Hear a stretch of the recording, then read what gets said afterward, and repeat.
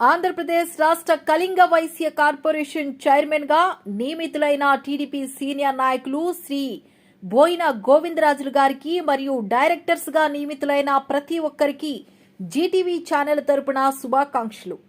Zee TV అధినేత టంకాల గణేష్. మీ ఆశీస్సులే నాకు శ్రీరామరక్షని ఆంధ్రప్రదేశ్ రాష్ట్ర కళింగ వైశ్య కార్పొరేషన్ చైర్మన్ బోయిన గోవిందరాజులు అన్నారు. శ్రీకాకుళం జిల్లా కోటబొమ్మాలి కళింగ వైశ్య సంఘం అధ్యక్ష కార్యవర్గ సభ్యులు మరియు కోటబొమ్మాలి కమిటీ కుర్రోళ్ల ఆధ్వర్యంలో శనివారం రాత్రి 7 గంటలకు కోటబొమ్మాలిలో కళింగ వైశ్య సంఘ భవనంలో ఇటీవల రాష్ట్ర కళింగ వైశ్య కార్పొరేషన్ చైర్మన్ గా నూతనంగా నియమితులైన బోయిన గోవిందరాజుల్ని ఘనంగా సత్కారం చేసేందుకు సమావేశం ఏర్పాటు చేశారు. ఈ సమావేశంలో ముందుగా కోటబొమ్మాలి కళింగ వైశ్య సంఘం అధ్యక్షులు కోరాడ ప్రతాప్, సెక్రటరీ సకలాభక్తుల అనిల్ కుమార్, కోశాధికారి సకలాభక్తుల గణపతితో పాటు సంఘ కార్యవర్గ సభ్యులు బోయిన గోవిందరాజులకు ఆయన సతీమణి శారదమ్మకు సాలువా కప్పి ఘన సత్కారం చేశారు. ఈ సందర్భంగా బోయిన గోవిందరాజులు మాట్లాడుతూ కోటబొమ్మాలి పట్టణంలో ఉన్న కళింగ వైశ్యుల వల్లే నేడు ఈ ఉన్నత పదవిలో ఉన్నానని, మీ ఆశీస్సులే నాకు శ్రీరామ రక్షని, మీరు చూపించిన ప్రేమాభిమానాలకు జీవితాంతం రుణపడి ఉంటానని, మీ కష్టాల్లో ఎల్లప్పుడూ తోడుంటానని అన్నారు. కళింగ వైశ్య కార్పొరేషన్ చైర్మన్ పదవి నాకు రావడం కోటబొమ్మాలికే గర్వకారణమని అన్నారు. నన్ను నమ్మి ఎంతటి మహోన్నతమైన పదవి ఇచ్చిన తెలుగుదేశం పార్టీని, రాష్ట్ర మంత్రివర్యులు కింజరపు అచ్చెన్నాయుడిని, కేంద్ర మంత్రి కింజరపు రామ్మోహన్ నాయుడిని జీవితాంతం మరిచిపోనని అన్నారు. కళింగ వైశ్యులకు బీసీల్లో చేర్చడానికి గత 30 ఏళ్ల నుంచి అలుపెరగని కృషి చేశానని, తెలుగుదేశం పార్టీకి కింజరపు కుటుంబం దయవల్లే బీసీ సాధించుకున్నామని అన్నారు. ఓబీసీ కోసం పలుమార్లు ఢిల్లీ వెళ్లి కేంద్ర మంత్రులను కలవడం జరిగిందని, ఓబీసీ సాధించేంత వరకు నిద్రపోనని అన్నారు. కళింగ వైశ్యుల ఆరాధ్య దైవం శ్రీ వాసవి కన్యకా పరమేశ్వరి అమ్మవారి విగ్రహాన్ని కళింగ వైశ్య కళ్యాణ మండపం ఆవరణలో ఏర్పాటు చేసేందుకు కృషి చేస్తానని అన్నారు. ఈ కార్యక్రమంలో జిల్లా రైస్ మిల్లర్స్ అసోసియేషన్ అధ్యక్షులు బోయిన రమేష్, టీడీపీ పట్టణ అధ్యక్షులు కోరాడ గోవిందరావు, కొత్తమ్మ తల్లి ఆలయ చైర్మన్ కోరాడ గోవిందరావుతో పాటు కోటబొమ్మాలి పట్టణంలో ఉన్న కళింగ వైశ్యులు తదితరులు పాల్గొన్నారు.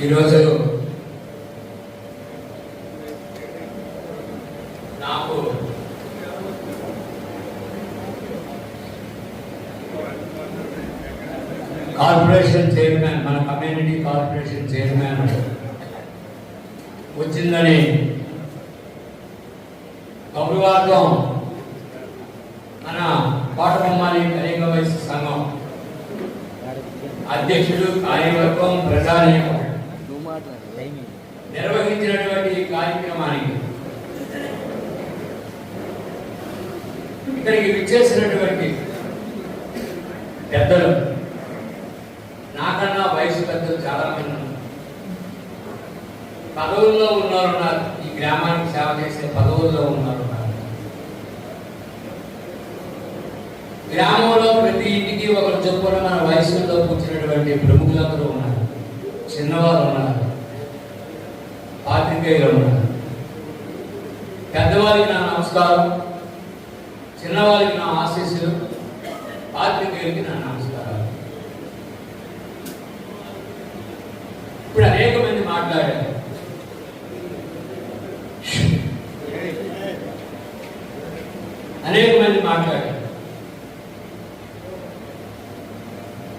ఇది మీరిచ్చినటువంటి పదవి.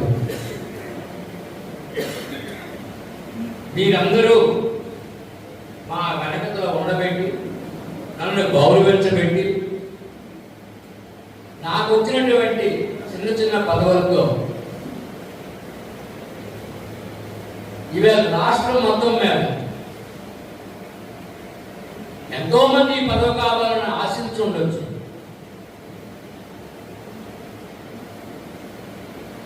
రాష్ట్రం మొత్తం మీద ఈవేళ 99 కాదు, 99.9% కూడా గోవిందరాజు గారు మన కులానికి, ఈ కుల కార్పొరేషన్కి చైర్మన్ గా ఉంటే బాగుంటుందని ఆశించారు. ఆ ఆ ఫలాన్ని పృథ్వీరాజ్ అచ్చెన్నాయుడు గారు, రామ్మోహన్ నాయుడు గారు వారిరువురు కూడా నాకు ఈవేళ ఈ పదవిని ఇవ్వటం జరిగిందని చెప్పి సందర్భంగా నేను తెలియజేస్తాను.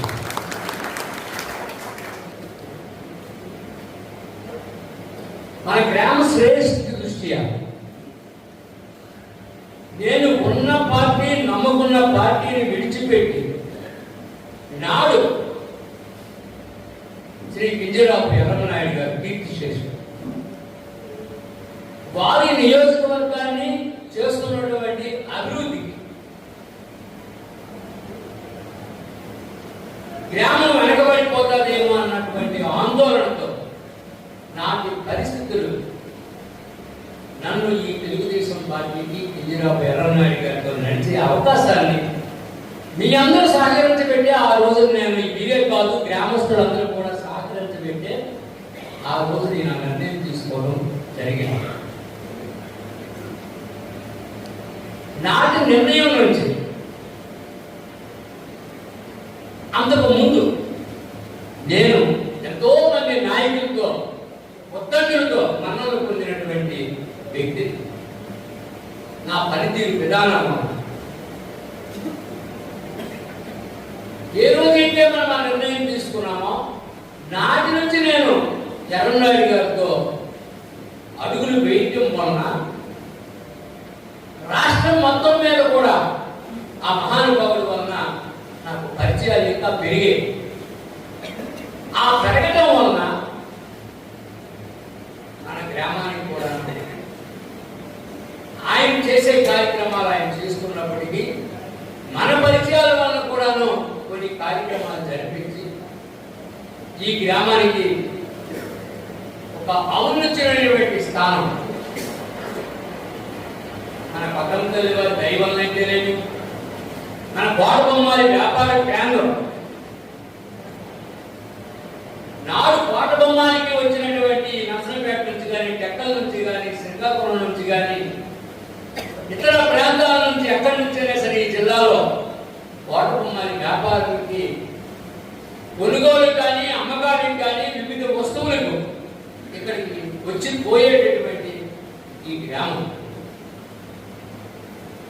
ఆ విధంగా కోటబొమ్మాలికి పేరు ప్రఖ్యాతులు వస్తే కింజరాపు కుటుంబం వలన ఈ రోజున మన కోటబొమ్మాలి గ్రామానికి అంత పేరు ప్రఖ్యాతులు ఈవేళ రాష్ట్రం మొత్తం మీద ఉన్నాయని చెప్పక తప్పదు.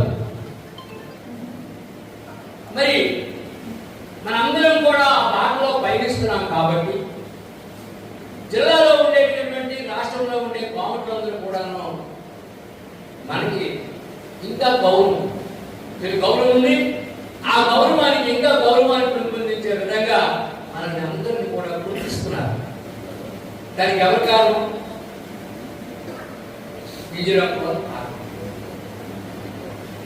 అచ్చెన్నాయుడు గారు ఈ గ్రామాభివృద్ధి కోసం చేస్తున్నటువంటి కృషి మీరు చూస్తున్నారు.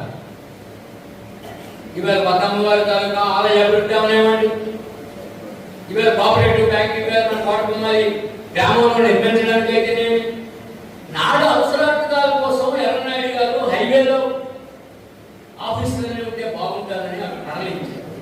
నేడు అచ్చెన్నాయుడు గారు ఈ గ్రామం కుండిపోకూడదని ఇటుపక్క కాలేజీ, ఇవాళ కోఆపరేటివ్ బ్యాంక్, ఇంకా అనేక విషయాలు కూడా గ్రామానికి తీసుకొచ్చి గ్రామంలో వ్యాపారాలు లేక బాధపడుతున్నారు అన్నటువంటి ఆలోచనతో ఆయన పనిచేసే విధానం ఇవన్నీ కూడాను మన గ్రామానికి ఔన్నత్యం పెంపొందిస్తున్నాయి. కాబట్టి మనందరం కూడా ఒకటి ఆలోచించాలి. నా మీద గురుతరమైనటువంటి బాధ్యతలు ఇప్పుడు ఈవేళ నాకు పదవి ఇచ్చారు అని అంటే నేను కష్టపడిన దానికి పార్టీ గుర్తించి నాకు ఈ పదవి ఇవ్వాల్సినటువంటి అవసరం ఉంది. కానీ పార్టీ గుర్తించిందంటే ఆ స్టేజ్కి మనం వెళ్ళాము అని అంటే, రాష్ట్ర స్థాయిలో మనం వెళ్ళామంటే అచ్చెన్నాయుడు గారు రాష్ట్ర పార్టీలో సెక్రటరీ పదవి మనకి ఇవ్వబెట్టే మనము రాష్ట్రంలో ఆ పదవితో అనేక నియోజకవర్గానికి మన ఎన్నికల్లో అబ్జర్వర్గా కూడా నేను వెళ్ళబెట్టి అక్కడ నా కష్టం అంతా కూడా అందరూ చూశారు. కాబట్టి ఈరోజు నాతో పాటు ఎవరు వచ్చారో లేదో నాకు తెలియదు. కొబ్బరి వెళ్తే ఆ పిక్నిక్ కార్యక్రమంలో మీరు రాదు పాట బొమ్మల్లో ఎంతమందికి పిలిచినా ఇన్ని కార్యక్రమాలకు పిలిచినా ఎవరు రావడానికి ఇష్టపడరు. వచ్చారు రాజు గారు, కొబ్బరి రాజు గారు, ఆయన నన్ను అక్కడ గౌరవించే విధానం చూస్తే అందరూ మంత్రముగ్ధులు అవుతారు. అంటే ఎమ్మెల్యే పక్కన పెట్టాడు, ఆ రాజుడు. అదేవిధంగా హారతిపురం వచ్చాం. అక్కడ నుంచి అక్కడ ఎమ్మెల్యే గారు మా తమ్ముడు రమేష్ వచ్చాడు, అందరూ వచ్చారు, 10 మంది 12 మంది వచ్చారు. హారతిపురం వచ్చే ఎమ్మెల్యే గారు ఆయన మీద వ్యతిరేక రిపోర్ట్ రాశాను.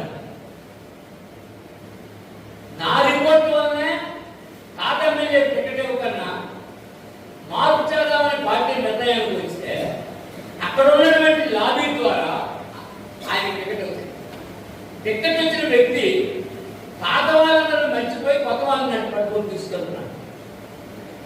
ఇది తప్పుడు విధానం. ఇవాళ పేరు ఉంది కాబట్టి మనందరం కూడా గెలిచేసాం. పాత నాయకులందరినీ విడిచిపెట్టేసాడు ఆయన. ఇది తప్పని చంద్రబాబు నాయుడు గారికి నేను తెలియజేశాను నా రిపోర్ట్ ద్వారా. అంటే ధైర్యం ఉండాలి. అచ్చెన్నాయుడు గారు నోటీసులో పెట్టాను, రామ్మోహన్ రెడ్డి గారు నోటీసులో పెట్టాను. ఆయన ఈ వేడికి సంవత్సరాల కాలమైనా సరే పార్టీ అధికారంలో వచ్చిన వెంటనే నా దగ్గరికి వచ్చి హైదరాబాద్ విజయవాడలో మీటింగ్ పెడితే చంద్రబాబు నాయుడు గారు గెలిచిన ఎమ్మెల్యేలందరితో మీటింగ్ పెట్టి పార్టీ నాయకులతో కూడా మీటింగ్ పెడితే ఆయన నా దగ్గరికి వచ్చి పలకరించారు. నాటి నుంచి నేటి వరకు ఆయనతో నేను మాట్లాడలేదు కష్టసుఖ.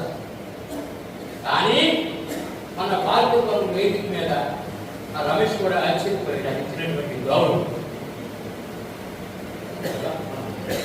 నిర్ణయాలు మనం చేయవలసినటువంటి మన బాధ్యత, మన పని అంత చిత్తశుద్ధితో చేయవలసినటువంటి అవసరం ఉంది. అయితే అవన్నీ చేసినప్పటికీ కూడా నాకు ఈ పదవి ఇవ్వడానికి కోసం 99 సంవత్సరాల కాలం అయిపోయి 33 కార్పొరేషన్ 54 కార్పొరేషన్ కొత్త కార్పొరేషన్లు రిలీజ్ అయితే 33 కార్పొరేషన్లకి అనౌన్స్మెంట్ ఇస్తే అందులో మన కార్పొరేషన్కి మొదలవలసి రమేష్ గారికి అపాయింట్మెంట్ చేయడం జరిగింది. అనేక గవర్నమెంట్లకి ఖాళీలకి టాస్క్ ఇస్తే ఖాళీలు అక్కడ అది చూసి కాలం ఎప్పుడైతే ఉందో ఖాళీలు అనుకుని ఖాళీని తీసుకొచ్చి అక్కడ నామినేట్ ఆ పదవి పొరపాటు కూడా పొరపాటు అచ్చెన్నాయుడు గారు దాన్ని వెంటనే పరిశీలిస్తే తప్పని చెప్పడం జరిగింది. నాకు 8 ఫోన్లు వచ్చాయి పార్టీ అధ్యక్షుడి నుంచి, కొల్లూరు రవీంద్ర గారు ఎక్సైజ్ మినిస్టర్ దగ్గర నుంచి, పార్టీలో ఉన్నటువంటి 4-5 ఆఫీసర్లు, గురుమూర్తి గారని మా బీసీ అనే ఈ కమ్యూనిటీలన్నింటికి జనరల్ సెక్రటరీ చేసినటువంటి వ్యక్తి, ఇలాగా 8 కాల్స్ నాకు వచ్చాయి. పొరపాటు జరిగింది, మీ పేరు సరి చేస్తున్నాం, 4 రోజులు అనౌన్స్ చేస్తాం. కానీ ఆ పదవికి అర్హులు కావాలి కూడా మన కులంలో అప్లికేషన్లు పెట్టబెట్టి నేను ముసలివాడిని, నేను పనిచేయలేడు, ఆయన 70 సంవత్సరాల వయసు వచ్చిందని, ఆయనకు ఆరోగ్యం సహకరించడం లేదని,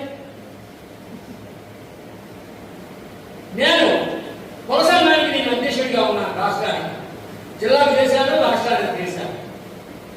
నాకన్నా రాజరెడ్డి గారు ఆ కష్టమంతా మీరు ఎందుకు పడతారు, మీకున్న స్థానం మీకు ఉంది కదా నాకు చెప్పాడు. కులసంఘాలు కలుగుతారు. ఆ కులసంఘాలకు వెళ్ళినప్పుడు కులసంఘాల్లో ఏ పార్టీ వారు ఉన్నా సరే అక్కడ నాకు గౌరవించవలసినటువంటి అవసరం ఉంది. ఆ కులసంఘాన్ని కలుపుకొని తిప్పుకొని నా పక్కన వాళ్ళు మేము కలిసి వేదికల మీద ఉండడం వలన నేను వైసీపీ కార్యకర్త నాయకులు తిప్పుతున్నానని చెప్పి మన వాళ్ళే కంప్లైంట్లు పెట్టి, మన వాళ్ళంటే మనవులు కంప్లైంట్లు పెట్టి ఇంతవరకు ఆ పథకం రిలీజ్ చేయకన్నా అట్టి పెడితే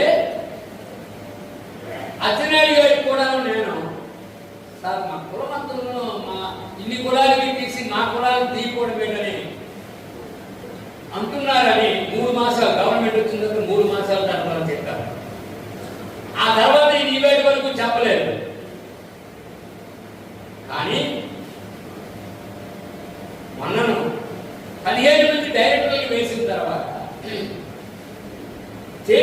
కూడా మొన్న నేను అడగడం జరిగింది. ఏంటి సార్ నన్ను అడిగి చంపేస్తున్నారు మా ప్రజలు, నాకు కావాలని కాదు చంపేస్తున్నారు, ఏమి సమాధానం చెప్పాలనుకున్నాను? చెప్పాలా ఆ పదం మీకు ఎవరికి వస్తుంది అని అన్నారు. అన్న తర్వాత మనలో కూడా ఒక చైతన్యం ఉంది. ఎందుకు ఆ పదం ఇవ్వట్లేదు, ఆ పదం ఎందుకు తీయట్లేదు? క్వశ్చన్ మార్క్గా మిగిలిపోయింది. ఆ మిగిలిపోతే ఈ విషయం ఆయన నోటీసులోకి నాలుగు పెద్దలు అడగడం వలన, నలుగురు చర్చించుకోవడం వలన ఈ చర్చలని కూడా వారి దగ్గరికి పెడితే వారు మొన్న ఆఫీస్కి వెళ్ళి స్వయంగా ఆ రోజు మనకు బీసీ ఏ విధంగా అయితే చెంగలో పెట్టుకొని ఫైల్ తిప్పుకొని బీసీ జీవో ఇచ్చారో ఆ విధంగా ఆయన స్వయంగా పార్టీ ఆఫీస్కి వెళ్ళి చంద్రబాబు నాయుడు గారితో మన లోకేష్ బాబు గారితో మాట్లాడి ఆ పదవికి ఆయన కూడా చెప్పి ఆ జీవో దగ్గర నుండి టైప్ చేయించి ఆ జీవో తీసుకొచ్చి మనం ఇవ్వడం జరిగింది. ఎందుకు ఇంత తిరిగా చెప్తున్నానంటే మన కులాల మీద, మన జాతి మీద, మన కులం అంటే జాతి ఒకటే, టీజీరావు కుటుంబం ఉన్నటువంటి ప్రేమాభిమానం ఏ రాజకీయ నాయకుడికి కానీ ఏ రాజకీయ పార్టీకి కానీ ఉండదు అని మీకు నేను తెలియజేస్తాను. అది పామట్ల పక్షపాతం. అయితే మన దురదృష్టం ఏంటంటే మనం ఈ జిల్లాలో పుట్టడం వలన, మనం మైనారిటీ కులంలో పుట్టడం వలన మనం రాజకీయంగా అనుకున్న పదవులకి మనం రీచ్ అవ్వలేకపోతున్నాం. అది గ్రహించే అచ్చెన్నాయుడు గారు చెప్పారు, మీరు బీసీ అయితే మీకు బీసీ కులాల్లో మీరు చేర్పిస్తే ఏదో ఒక రోజున మీరు చట్టసభల్లో మీకు స్థానం వస్తుందని కూడా ఆ రోజు మన పక్కన వారి గుడి దగ్గర ఆయన తెలియజేశారు. నేను ఎంతమందితో మీరు అవి ఆలోచించడం అన్నాను. అయితే ఆయన చేసి చూపిస్తాడు తప్పించి ఏది కానీ ఆయన ఎక్కువగా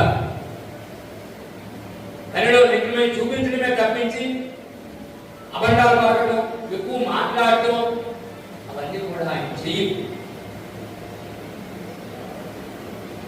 దానికి దాఖలను కూడా నేను అర్హుని అయినప్పటికీ కూడా సెక్రటరీగా ఇచ్చాడు కాబట్టి నేను అర్హుని అయినా. ఆయన రోజు ఆ స్టేట్ పదవి నాకు ఇవ్వకపోతే నేను అంత లెవెల్కి వెళ్ళే పరిస్థితి ఉండదు. ఆయన చెయ్యాలన్న ఆలోచన, ఆయన భావన, మన కులంలో కొందరిని పైకి తీసుకురావాలన్న ఆలోచన ఉండబట్టే నన్ను ఆ రోజు బయటికి పంపించబట్టే ఈ రోజు మనకి ఈ పదవి వచ్చింది.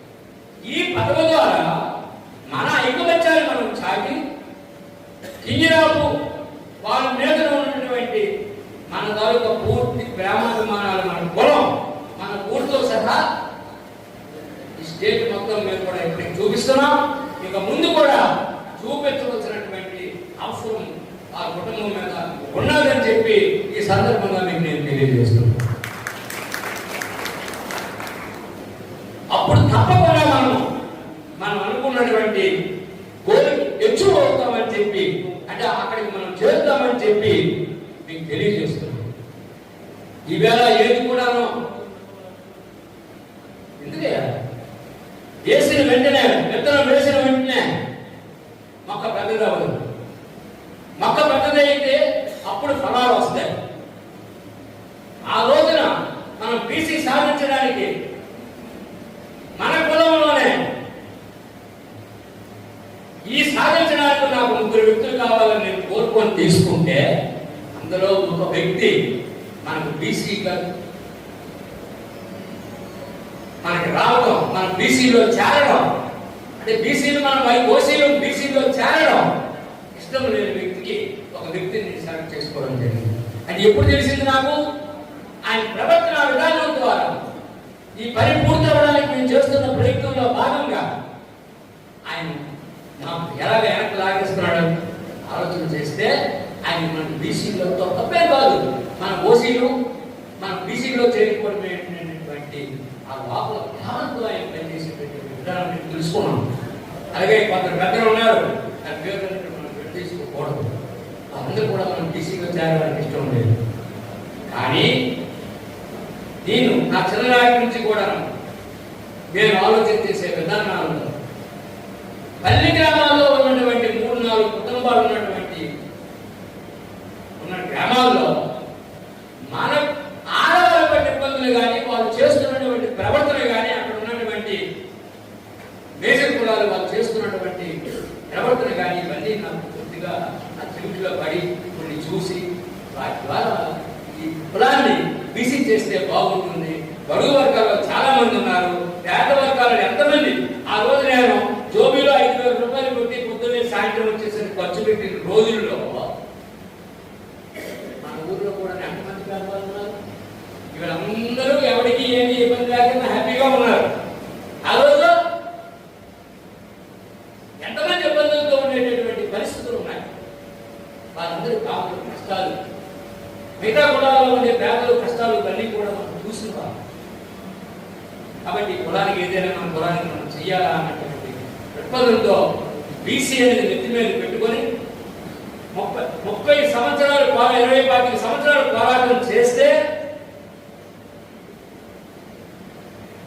ఆ రోజు ఇష్టమైన వ్యక్తులు, ఇష్టమైన పార్టీలు వెనక్కి వెళ్ళిపోతే ఆయన గారితో ఉన్న ఆ స్నేహానికి, ఆ సాన్నిధ్యానికి ఇది మనం చేస్తే మీకు ఈ కొరలో చేస్తాయనేటువంటి పేరుతో ఆయన కొరలో పెడితే దానికి మేము పావులు కలుపుకొని ముందుకు నడిపిస్తే ఆరు సోదరుడైతేనేమి కొడుకైతేనేమి దీనికి సమర్థించబెట్టే ఆ రోజు మేనిఫెస్టోలో చంద్రబాబు నాయుడు గారితో పెట్టించి టెక్కల్లో కానీ శ్రీకాకుళం 80 ఫీట్ రోడ్లో కానీ మీటింగుల్లో చంద్రబాబు నాయుడు అనౌన్స్ చేశాడు.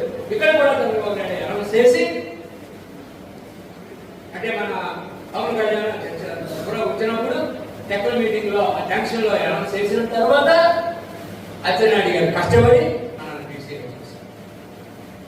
దాన్ని ఆ నాన్నగారు తాలూకా ఢిల్లీ, ఆ చిన్నారి తాలూకా ఢిల్లీ కోమట్ల మీద ఉన్న ప్రేమని రామ్మోహన్ నాయుడు కూడా పెంచుకొని 2015లో ఓబీసీ కోసం కూడా ప్రయత్నం మొదలెట్టి ఈవేళ మనకి ఓబీసీ గురించి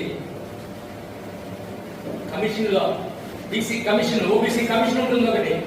ఆ కమిషన్ లో మనకి కావాల్సిన రిపోర్ట్ ఈ రాష్ట్రంలో 5 కులాలు, తెలంగాణలో 22 కులాలు, ఇలాగ దేశం మొత్తం మీద 200 కులాలకి బీసీ అప్లికేషన్ పెండింగ్ లో ఉన్నాయి. మన రాష్ట్రంలో ఉన్నటువంటి 5 కులాలు కూడాను రామ్మోహన్ నాయుడు గారు రికమెండేషన్ చేసిన 5 కులాలు.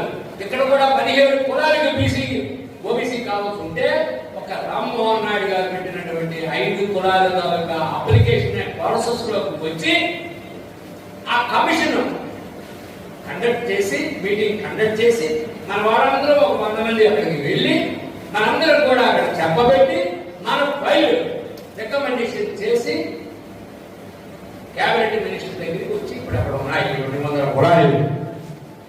ఈ 200 కులాలకి పాలసీ డెసిషన్ తీసుకోవాల్సిన అవసరం ఒకటే ఉంది. ఈ ఎన్డీఏ ప్రభుత్వం మోడీ గారి నాయకత్వంలో ఒక పాలసీ డెసిషన్ తీసుకోవాలి. ఏంటి ఆ పాలసీ డెసిషన్?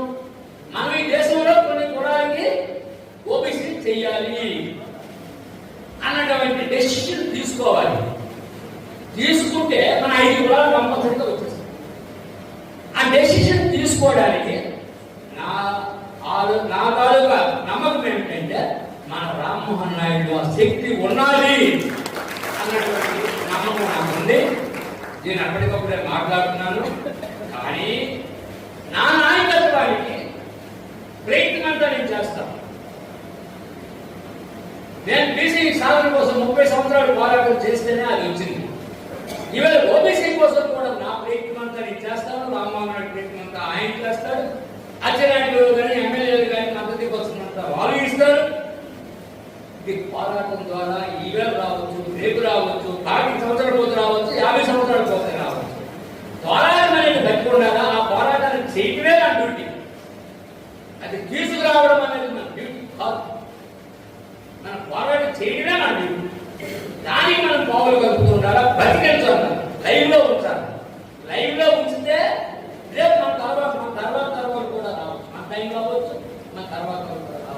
వాళ్ళు కూడా ప్రయత్నాలు చేయాలా, ఆ విధంగా మనం సాధించుకోవాలా.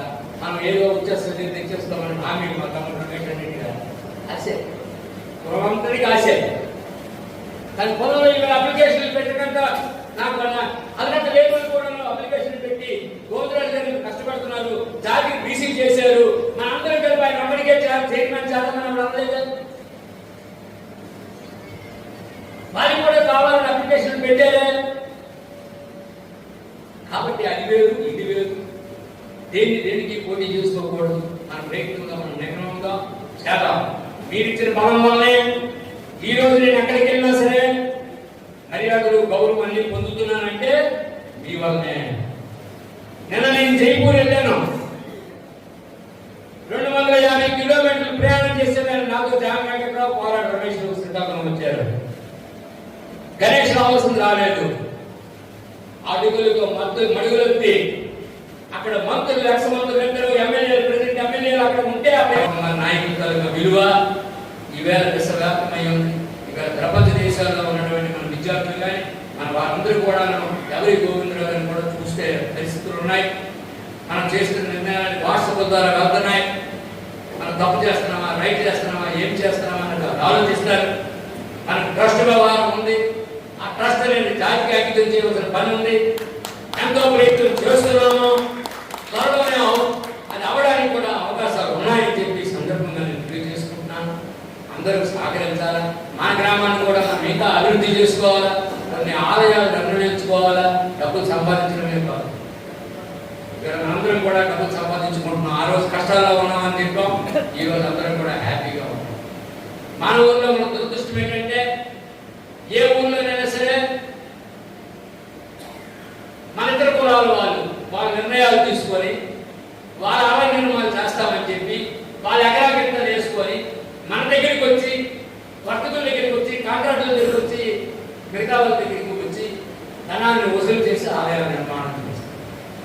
కానీ ఆ పరిస్థితి లేకుండా మనమే చేశాం. గత 30-40 సంవత్సరాల నుంచి ఆ పరిస్థితి లేకుండా మనమే చేశాం. మనము కానీ ఆ నిర్ణయం మనం చేశాం కాబట్టి మనం ఆ భద్రతగా తీసుకొని మనం ఆ కార్యక్రమాలు చేయకపోతే వారు మళ్ళీ ఆ నిర్ణయాలు తీసుకునే పరిస్థితులు వస్తాయని చెప్పి సందర్భంగా ఈ వేదిక ద్వారా మీకు నేను తెలియజేస్తున్నాను. నా తర్వాత తరాల వారు మీరు ఆహ్వానించండి. మీరన్నిటికీ ముందుకు రావాలా, మనం సంపాదించాలా, దాని మనం చెయ్యాలా, ఇటువంటి వాటికి ప్రోత్సహించుకోవాలా, ముందుకు నడవాలా. మనం ముందుకు నడిచి వారికి కూడా మనం డొనేషన్ అడుగుదాం. ఇస్తే ఇచ్చారు, లేకపోతే ఈవేళ మీరు వెళ్ళండి, అనేక కాలగొట్టుల మీద, కాలువల మీద ఆలయాలు నిర్మించుకుంటున్నారు. ఈవేళ మన బ్రహ్మాండమైనటువంటి మెయిన్ రోడ్డులో మన ఊరికి కుడి పక్క ఎడం పక్క ఆ కాలు వెడల్పు ఉంది. ఆ కాలు వెడల్పు పిల్లర్స్ వేసి చక్కనైనటువంటి 2 ఆలయాలు, అటు ఆలయం నిర్మించుకునేటటువంటి పరిస్థితి మనకు ఉంది. అక్కడ లక్ష్మీగ్రంథ ఆలయం ఉంది, అక్కడ పట్టణం ఆలయం ఉంది. చెయ్యాలి. మనం ప్రారంభించిన 10 సంవత్సరాల పునాదులతో ఉండి 10 సంవత్సరాల తర్వాత బిల్డింగ్ అయింది, చక్కగా ఆనందిస్తుంది. అలా ప్రారంభించాలా. లేనప్పుడు పరులు పాలైపోతాయి స్థలాలు. అది ఆలోచన చేసుకొని మీ అందరూ కూడా ముందుకొచ్చి ఈ గ్రామాభివృద్ధిలో మీరు కృషి చేయండి. మా ముందు ప్రయత్నాన్ని మేము చేస్తాం. ఇందిరాకు అచ్చెన్నాయుడు గారు కూడా మేము ఒక ఆలయం, వెంకటేశ్వర ఆలయం నిర్మాణం జరుగుతుంది, మా నాన్నగారు ఏదో అప్పుడు మాటించారు అని అంటే ఆ నిర్మాణంలో కూడా మనం టీటీడీ నుంచి కూడా తెప్పిద్దాం, మీరు పెట్టవలసిన మేము పెట్టండి అంటే మేమే కడతామని చెప్పి అనడం కూడా జరిగింది. ఇన్ని కూడా మీకు కూడా ఆలోచన చేసుకుని అందరూ 5 మంది ముందుకుండి ఏంటి మాట్లాడుతున్నాం. ఇచ్చినోడు అడుగుతున్నారు మన ఊళ్ళో సాగుతాం. ఇచ్చినోడు కాకపోతే ఇవ్వనోడికి ఎవరు అడుగుతారు? ఇచ్చినోడే చెప్పాలి. సంపాదించాలి, ఇంకా కష్టపడాలి, ఇవ్వాలి. ఇవ్వనోడు ఎవరిస్తాడు? ఇవాళ చక్కగా మన ఊళ్ళో అందరూ కూడా ఐకమత్యంతో పరిపాలన చేసుకుంటున్నాం. మనకి ఏంటి అసలు ఉన్నాయి, ఇంజినీర్లతో ఆశీస్సులు మనకు ఉన్నాయి. వారనగా మనం ముందుకు నడుచుకుంటూ మనకు కావలసిన వాటి మనము డబ్బులు అడిగి సాధించుకోవాల్సినటువంటి అవసరం. ఈ మధ్యన అచ్చెన్నాయుడు గారు అంటున్నారు, ఏమంటున్నారు, నేనే అన్ని గ్రామాల్లో కూడా ఏం కావాలో ఆలోచించుకుని నేనే చెప్పుకోవాలి, కానీ ఎవరు కూడా నాకు ఏంటి అడగడం. మన గ్రామానికి ఆ పరిస్థితి లేదు. మనం అన్ని చేయించుకుందాం, అందరం కలిసి ఉంచుకుందాం. నాకు చక్కనైనటువంటి ఈ మర్యాద చేసినందుకు, ఈ పదవి వచ్చినందుకు మర్యాద చేసినందుకు మీ అందరూ కూడా ధన్యవాదాలు కృతజ్ఞతలు తెలియజేసుకొని సెలవు తీసుకుంటున్నాను.